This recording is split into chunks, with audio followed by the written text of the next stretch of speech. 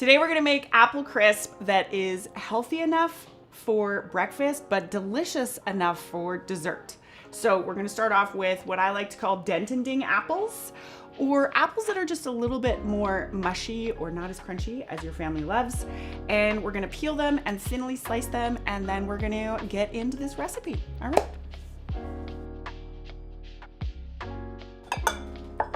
All right, I like to use a paring knife. You can use a peeler if you want. I'm not good at it, so this is how I'm doing it.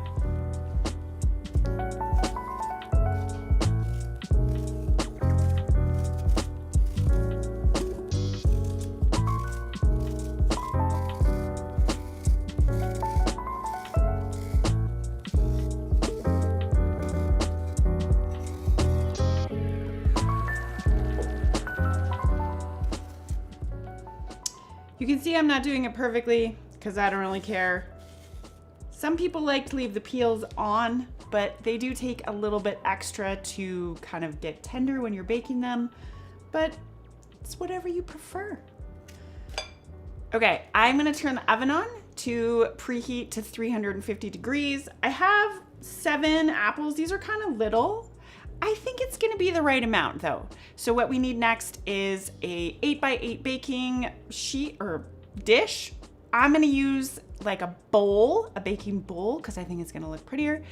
And then we're gonna slice these up and get to just kind of adding it all together, and then we'll make the topping and we'll get to business.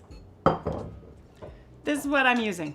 I like it because you get kind of a thicker layer of apple gooey goodness, and then there's lots of room for topping. And when it comes to crisp, it is all about the topping.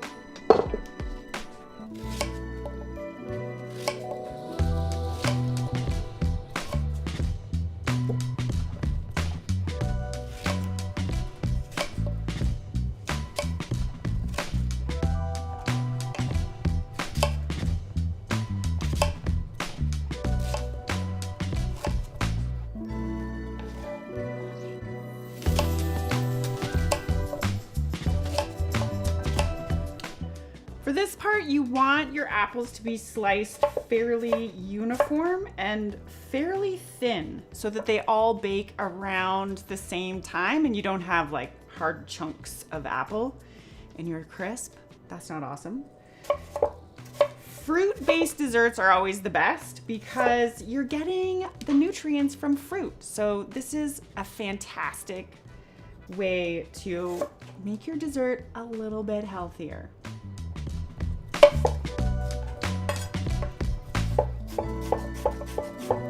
Well, it turned out to be a little bit more apple than I expected, but that's okay because it's gonna bake down and it's gonna get all delicious and so yummy. I am going to put this aside and introduce you to the other ingredients we're gonna add into this, and then we'll make the topping. Okay, so to this we are going to add 1 tablespoon of either tapioca or arrowroot powder or flour or whatever, starch sometimes it's called.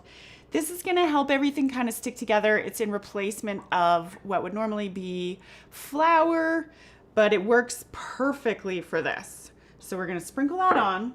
We're also gonna add about a tablespoon or 2 of coconut sugar, which is gonna add just that little bit of sweetness. And we're gonna add probably about half a teaspoon of cinnamon. We'll use more cinnamon on the crispy part, so just a little hint here. And a pinch of salt. I'm gonna stir this together so everything's coated.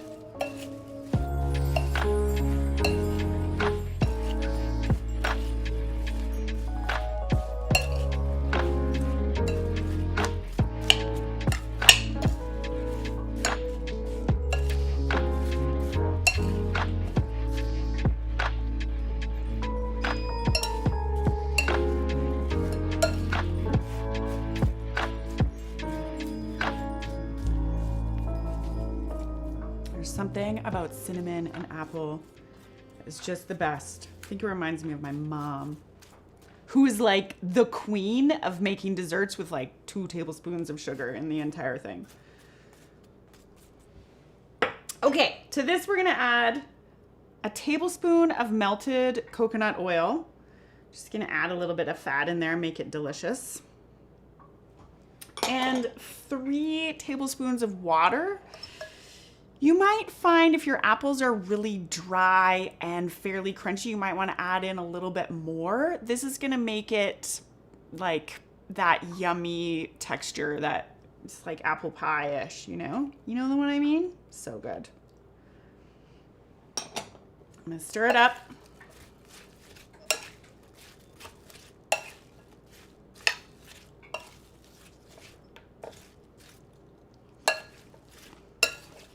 Oh my gosh.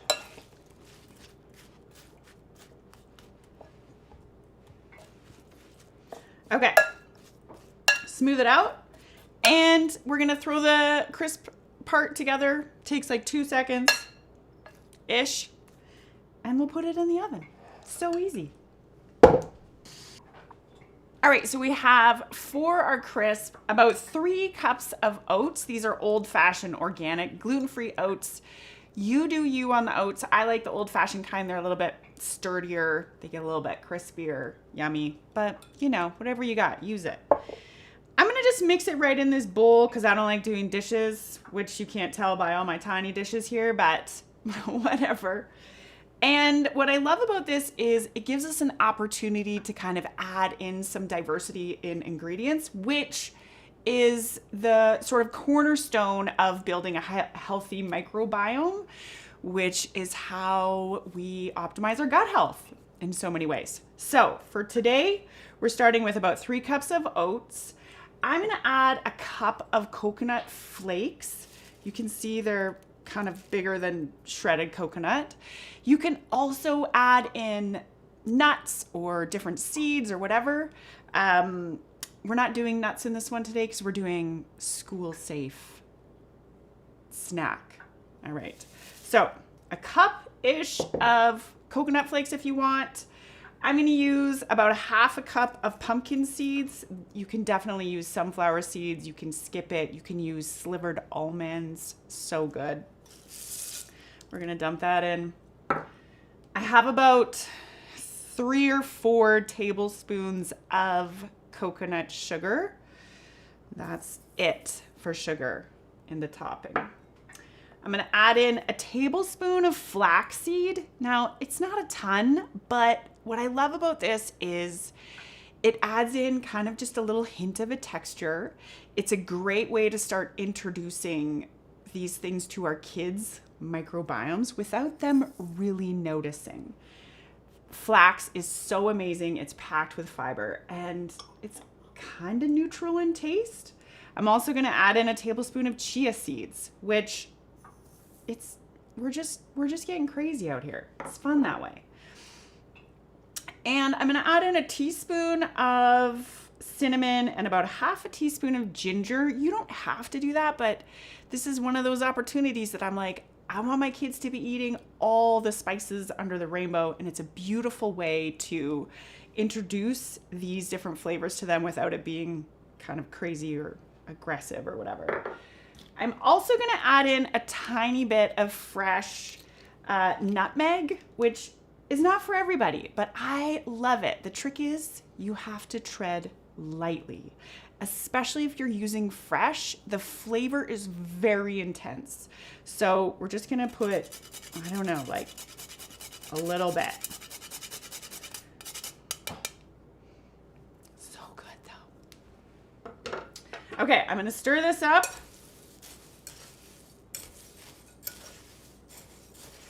This is gonna be a zesty batch of crisp.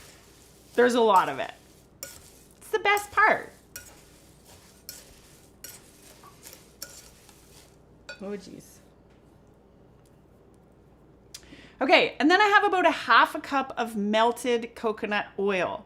This is the part that's gonna make it crispy. So I like to melt it because it just makes it easier. And I'm gonna pour it in here and then I'm gonna stir it up and we're gonna add it to the top and then we're gonna bake this. That's it.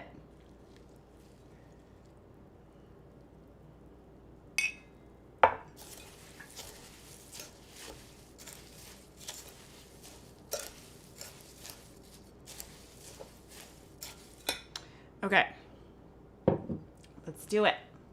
So I do like to remind everyone, when you are starting out to bake like this, it is different than baking with full sugar and full flour or gluten or whatever. The textures are going to be different, but if you can ease into it, maybe you need to use a little bit more coconut sugar or whatever it is, your taste buds will adapt to the change in ingredients and you will love it. I promise, because you'll feel so good. You really want to make sure that you've covered as best you can all of this with the coconut oil. Make sure the spices are all coated everywhere. And we just load it up.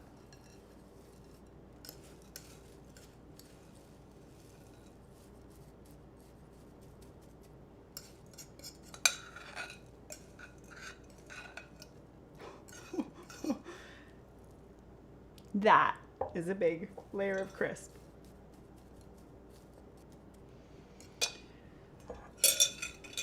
Okay, we're gonna put it in the oven for, I'm guessing, at least 45 minutes.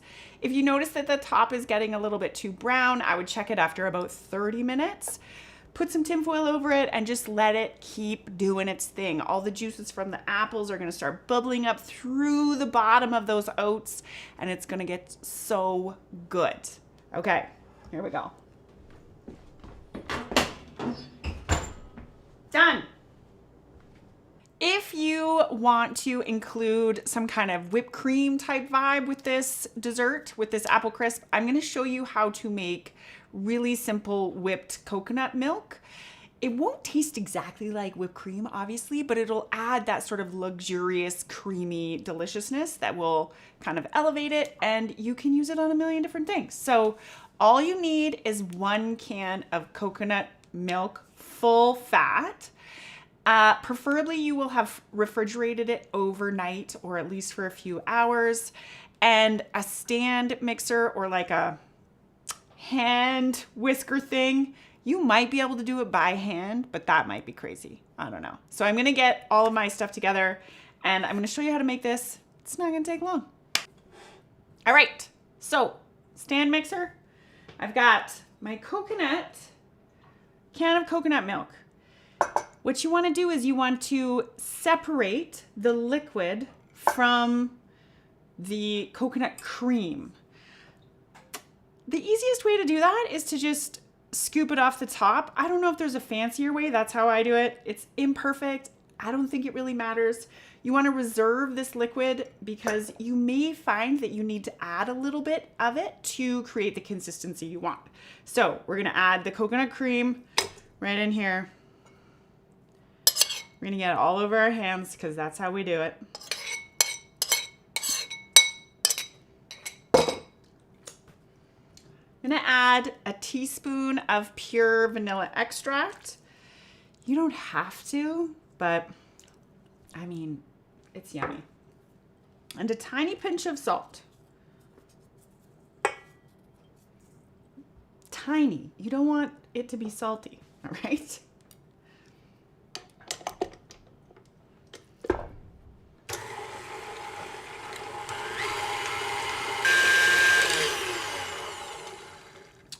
We're just gonna continue to whip this until it sort of starts to create a paste, and then we're gonna watch the texture to see if it needs a little bit more liquid added to it.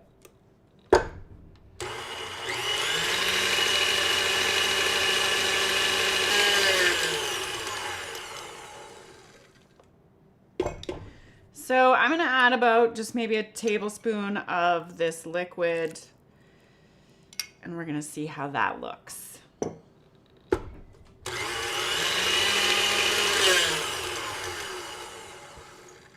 It's like flying everywhere. I think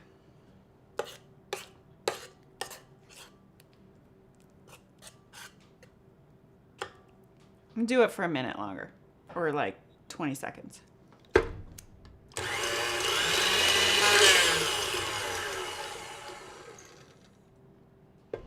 Okay, that is it. Now, You can absolutely add a little bit of coconut sugar. You can add a little bit of maple syrup. Tread lightly because you don't want to change the consistency very much. And I'm just going to put this in a airtight container. It'll store in the fridge for, I don't know, about a week, but it's delicious. So hopefully you eat it right away, all with your apple crisp. Oh, I should mention, if you do store it in the fridge and you don't use it all, you may have to take a hand whisk and just kind of whip it back together. The liquids might separate a tiny bit, but it shouldn't be too bad. And you can see it's not exactly like whipped cream, but it does have that kind of thick, luxurious yumminess that's gonna make a difference for your crisp.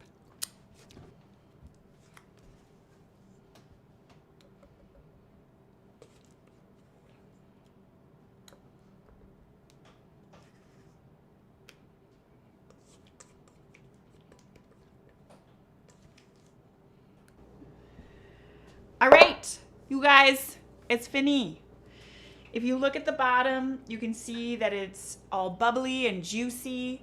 It's gonna be pretty liquidy right now because it's just come out of the oven and it is piping hot, but as it cools down, it's gonna get kind of thicker and more gooey and delicious and amazing. This does need to rest so that you don't burn your mouth or your fingers or whatever. So we're just gonna let it rest for a bit and then I'll show you a couple of different ways you can serve it up. One for breakfast and one for dessert. All right, let's serve this out. I'm gonna show you how I would eat this for breakfast and then how I would eat it for dessert. All right, also let it be known that there's gonna be no easy way to scoop this out without it being a situation. I'm gonna make a mess, but that's okay. It's kind of like granola with stewed apples already built in. It's so good. You can see that the apples are like all stewed and delicious. I'll get that out of the way for a minute. That's what you want. That's what we need in life. Stewy cinnamon apples. All right, so for breakfast, you know that normally I would be all about a savory breakfast. I talk about it all the time. But sometimes that's just not in the cards. Sometimes you want something a little bit different. I would add to this some Greek yogurt for the added protein. So that's what this is, plain Greek yogurt, just keeping it simple, but that is gonna add a little bit of protein. It's gonna make it have a little bit of extra healthy fat in there. It's gonna be so good. You could also use your favorite dairy-free yogurt, whatever you want. You also don't need to add anything. It is delicious on its own, but that's one option, all right? Breakfast, win, batch cooked, ready to go. Now for dessert, let's do it. You could definitely serve this with some ice cream. Oh, there's that mess I was talking about. Ice cream would be a good time with this, 100%. I'm not doing that right now. I need a spoon. We are gonna serve ours with this whipped coconut milk. Now, this is made with coconut milk with no gargum in it because gargum can be an issue for some people's gut, not everybody. If you use a coconut milk that has gargum in it, it's actually gonna froth up way more. It won't be, this is like unwhipped whipped cream. If you use coconut milk that has gargum in it, it will whip up a little bit more like proper whipped cream. Do you know what I mean? Whatever. But the flavor of this is on point. All right. So those are two amazing options. I don't have any ice cream to show you that version, but it's on point. Okay, thank you so much. I hope you give this a try. It is an amazing breakfast and a fantastic dessert. It's low in sugar, it's high in fiber. It's gonna feed your microbiome and make you feel like a boss for the morning. And that's what we want, or the evening. I mean, come on. Thank you so much. Have a glorious day.